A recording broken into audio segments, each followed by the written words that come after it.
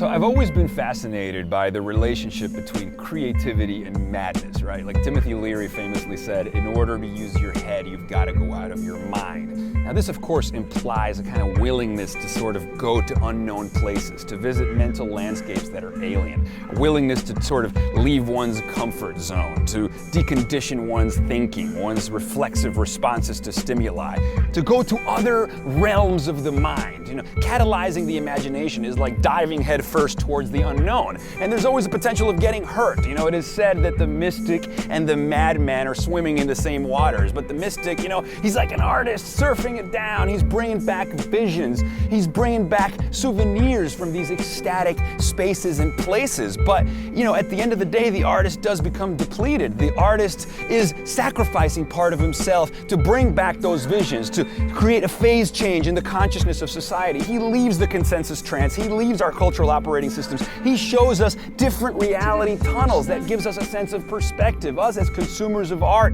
we pay money for them to take us to spaces that we cannot go by ourselves. These are heroes. These are cultural luminaries. They are madmen that somehow have been able to sort of coax and domesticate their madness towards useful ends. You know, this idea of always having functional output, you know, to go to Oz, you know, to tumble down that rabbit hole and somehow, you know, return to tell the tale.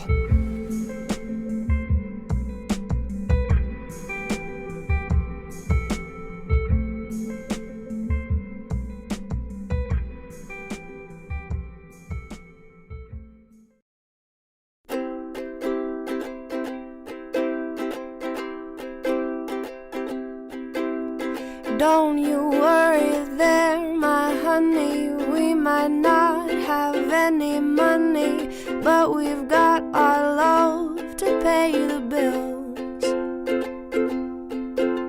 Maybe I think you're cute and funny. Maybe I wanna do what bunnies do with you, if you know what I mean.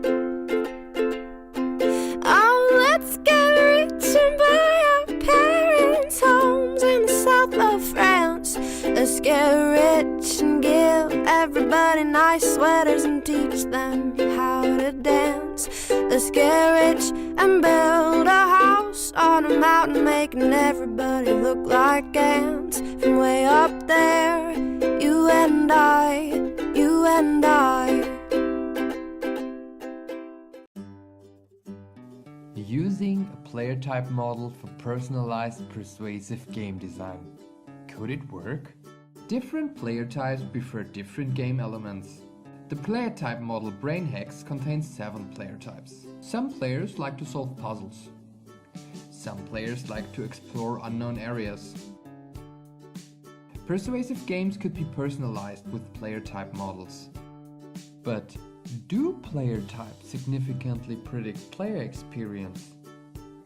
If they would do so, they could be used for personalization of persuasive games. We assessed participants' scores on these player types. We built a game with 2 missions, 1 mission for the seeker player type and 1 mission for the mastermind. We conducted a field study with 51 participants. In contrast to our hypothesis, players did not have a better play experience in the personalized missions. So, could it work? Not yet. Player type models should be improved by creating more stable and non-overlapping player types.